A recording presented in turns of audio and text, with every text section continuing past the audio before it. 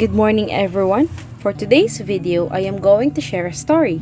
The title is Crazy Rich Asians by Kevin Kwan. Before we will start the story, let me tell you first the life background of Kevin Kwan. Kevin Kwan, born in 1973 or 1974 in Singapore as the youngest of three boys, into an established Chinese-Singaporean family. His great-grandfather, Oh Shan Guan, was the founding director of Singapore's oldest bank, the Overseas Chinese Banking Corporation. His paternal grandfather, Sir Arthur Kwan Pa Chen MD, was an ophthalmologist who became Singapore's first Western-trained specialist and knighted by Queen Elizabeth II for his philanthropic efforts. His maternal grandfather, the Reverend Paul Hang Sing Hon, founded the Hinghwa Methodist Church.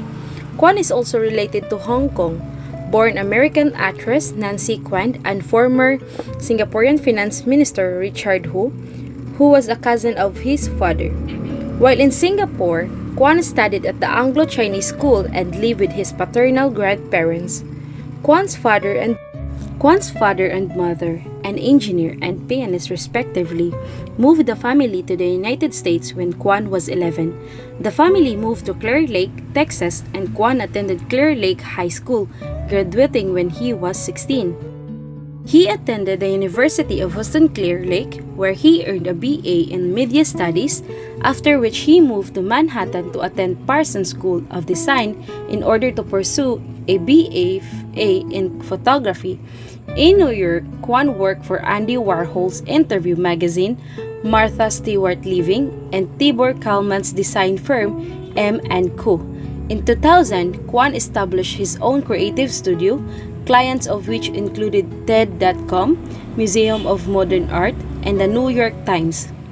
In 2014, Kwan was named as one of the 5 writers to watch on the list of Hollywood's most powerful authors published by The Hollywood Reporter. In 2018, Kwan made Time magazine's list of 100 most influential people and was established in 2004. An American novelist and writer of satirical novels Crazy Rich Asians, China Rich Girlfriend and Rich People Problems. His latest book, Sex and Vanity. The reason why the author wrote the story. Crazy Rich Asians is a satirical 2013 romantic comedy novel by Kevin Kwan.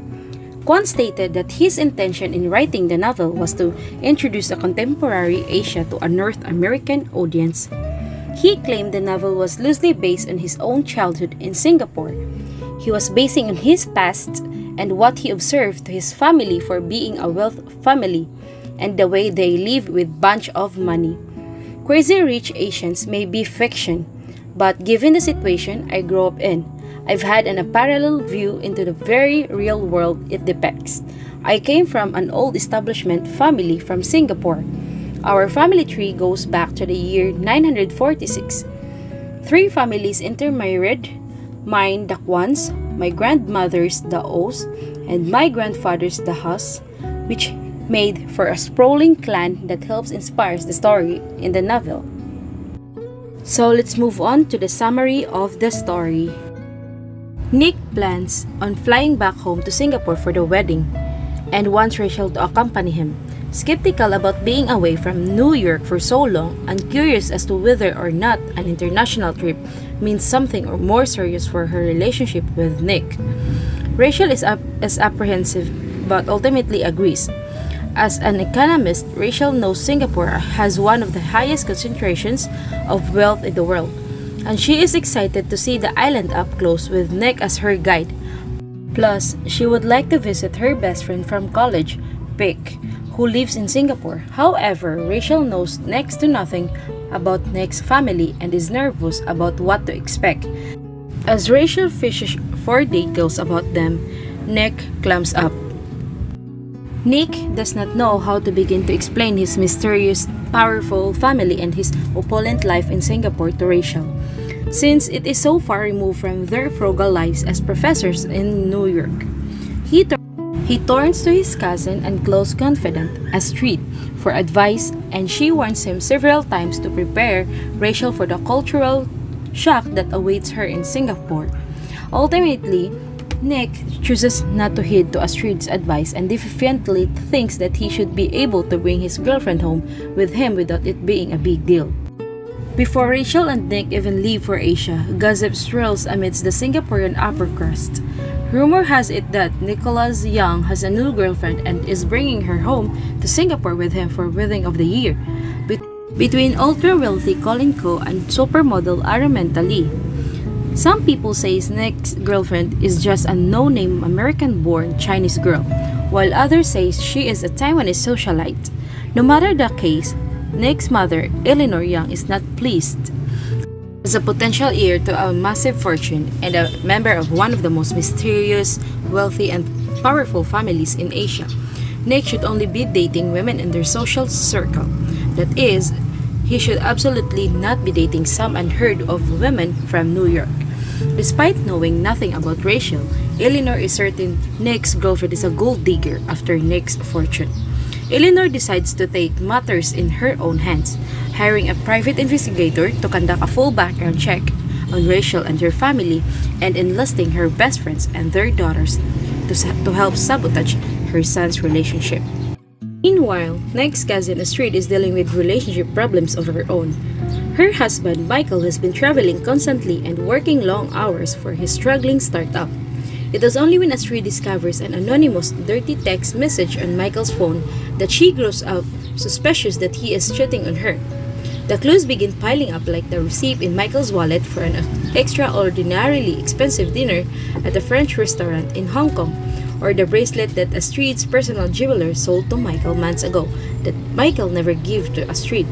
Eventually, Astrid hears rumor that Michael was spotted in Hong Kong with another woman and a child, which confirms her suspicion.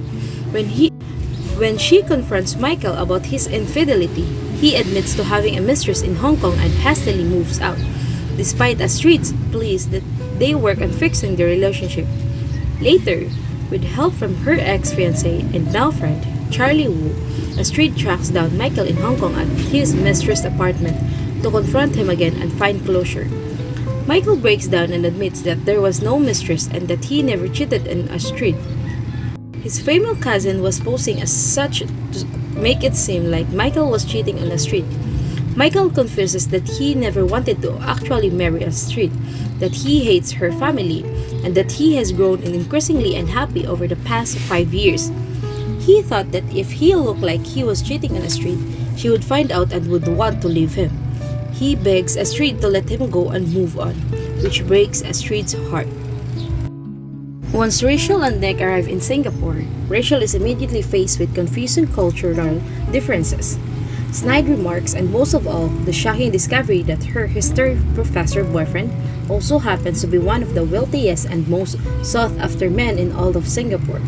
Eleanor and her friends perpetuate the rumor that Rachel is a gold digger, as they try to turn the island against her while making several attempts to break Rachel and Nick up. Most notably, Eleanor enlists Francisca, her best friend's daughter, to take the lead in sabotaging the relationship. Francisca leads Rachel to threatening notes, tries to make her jealous, and humiliates her in public. Eventually, the truth spills out, as Rachel relays to Nick every cruel word and action she endured over their trip. Nick is horrified and shocked at how vicious his family and friends can be, especially to someone he loves. Rachel wants to return to New York immediately, but Nick convinces her to stay a few more days so that they can go on a road trip together and escape from all the people who mistreated Rachel. The next morning, they leave for Malay to spend a few days at Soya's summer lodge. Nick has already decided to ask Rachel to marry him once they arrive at the lodge. Seeing her in the crowd, Colin's wedding reaffirmed to him that he wants to spend the rest of his life with Rachel.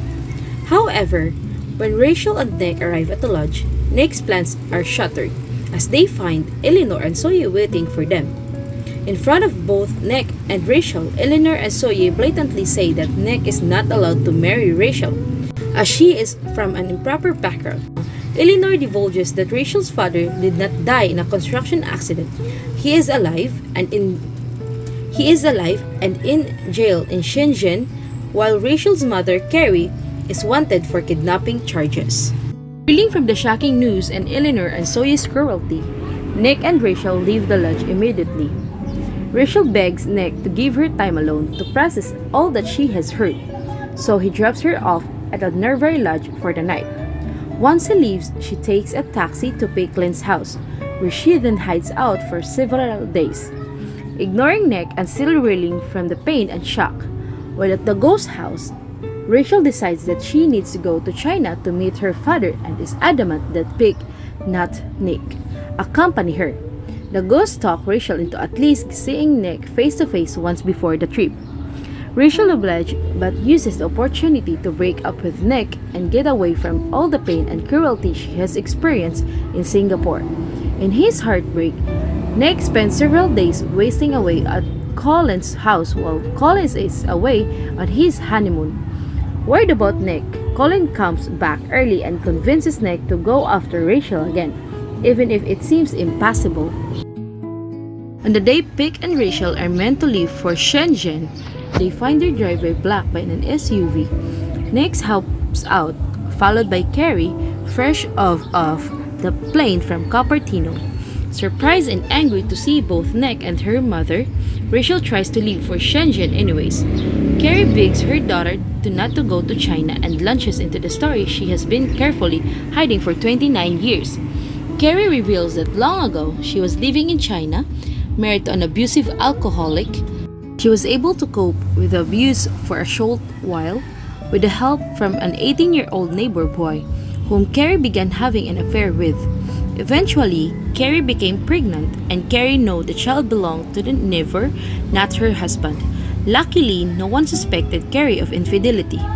Soon, Carrie gave birth to a baby girl, but her husband's family, wanting an heir, were furious and plotted to harm the baby. With help from the neighbor boy, Carrie ran away with her infant daughter and eventually made it to America to start their lives over.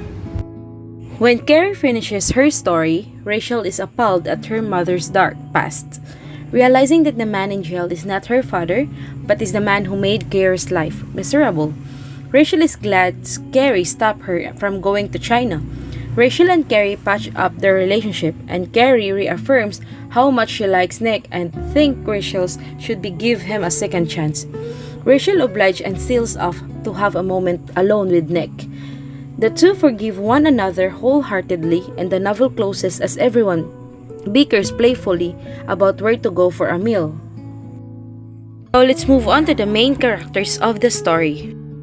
For the first character, we have Rachel Chu, a Stanford and Northwestern educated American of Chinese descent who is an economics professor at New York University. She did not have a father and was raised by her mother, an immigrant from China.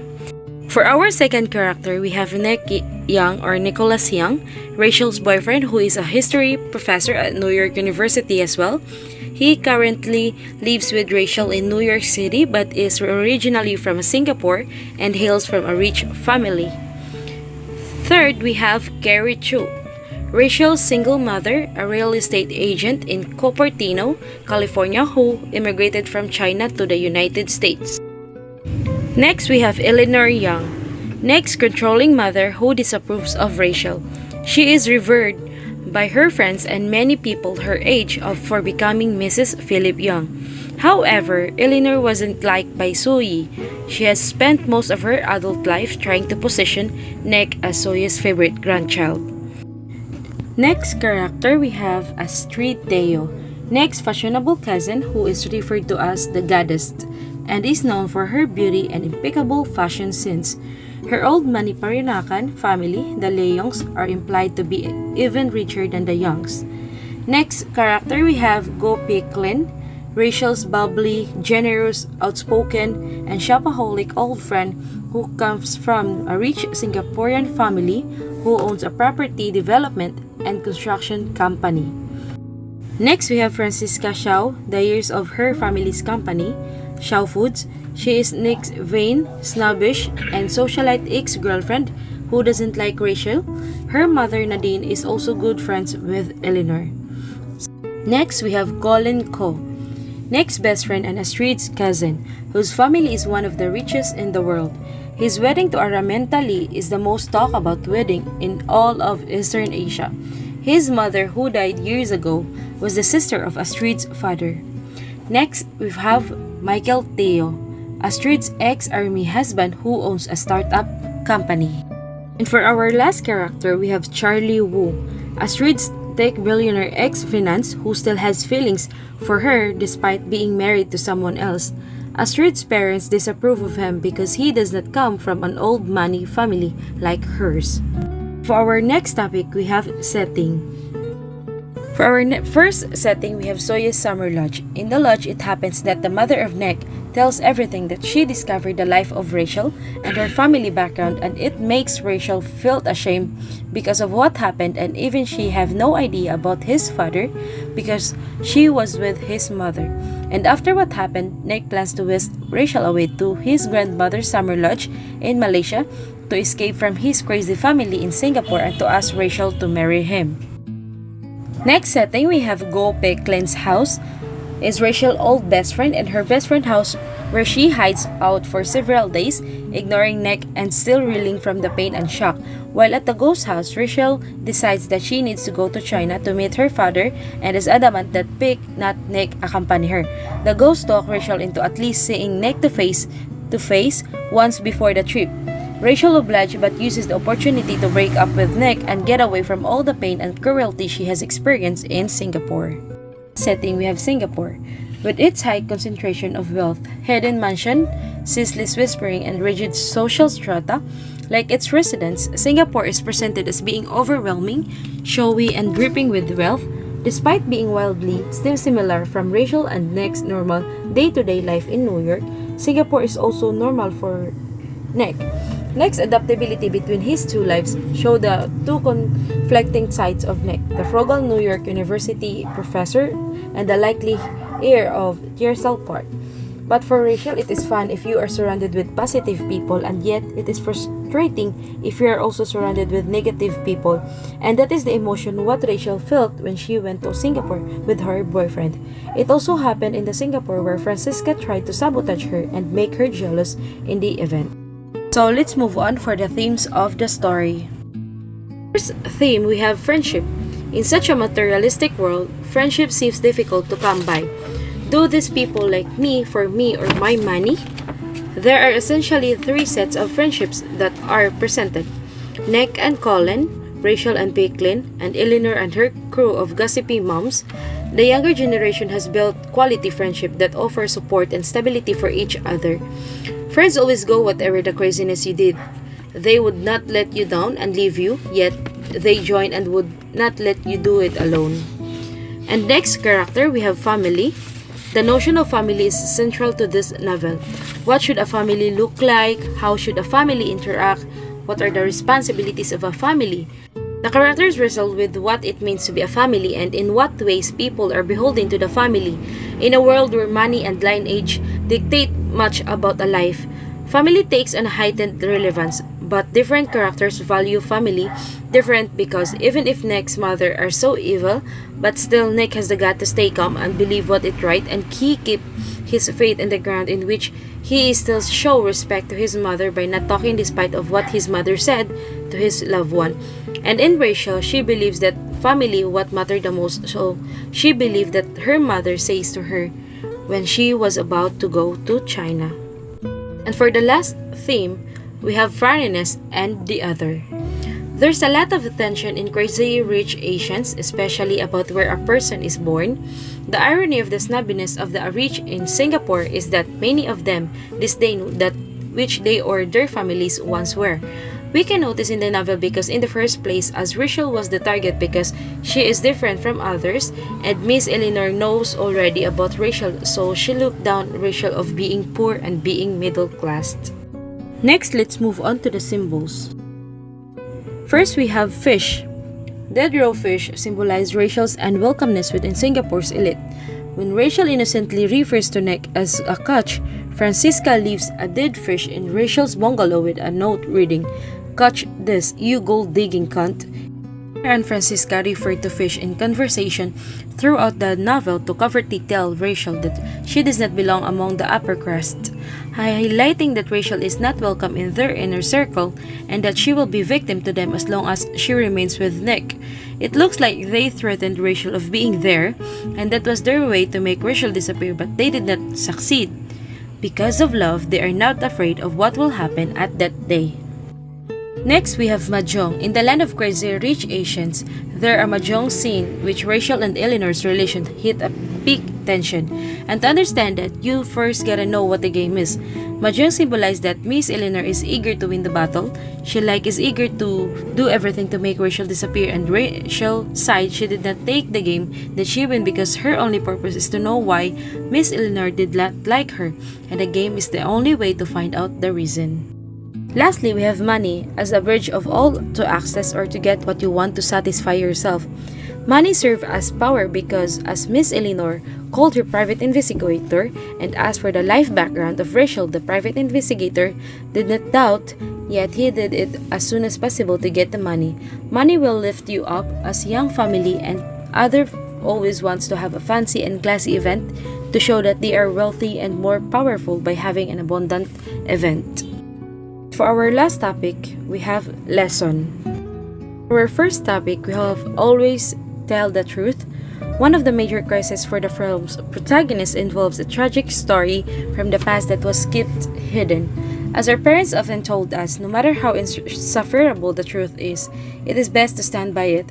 Indeed, the truth shall set us free, because keeping the truth would lead the situation, or it may worse the situation. Next, we have good, loyal friends and frank advice helps. Go Picklin, Rachel chose old college friend in the US, brutally frank but loyal. Go helps Rachel adjust to Singapore's power's elite lifestyle in times of seemingly hopeless troubles. It is really hard to find a true and loyal friend, especially in your hard times. You must keep that person if you have them already, because they are the person that would not leave you. And for the last lesson is, don't let the judgment of other people stop you from finding happiness. In Crazy Rich Asians, most of Nick's family and friends thought that Rachel was unsuitable for him because she was born in a middle-class family. It was also mentioned that Nick's paternal grandmother did not approve of Nick's mother, Eleanor, as well, causing a life of pain and bad relationship ties. If others will pull you down, then make your own way to avoid it, because avoiding is best way to find what makes you happy. So that was the story all about. Thank you so much for listening, and I hope you've learned from the story. I am Cherilyn Miluzano. Goodbye! Have a nice day, and God bless us all.